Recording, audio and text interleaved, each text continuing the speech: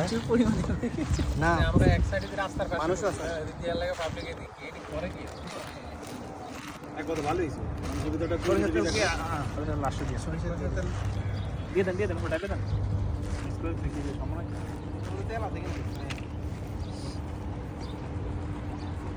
Hello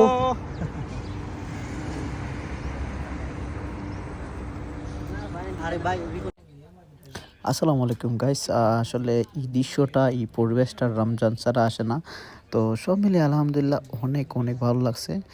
তো সবাইকে আবারও আমার পক্ষের থেকে ভালোবাসা অবিরাম।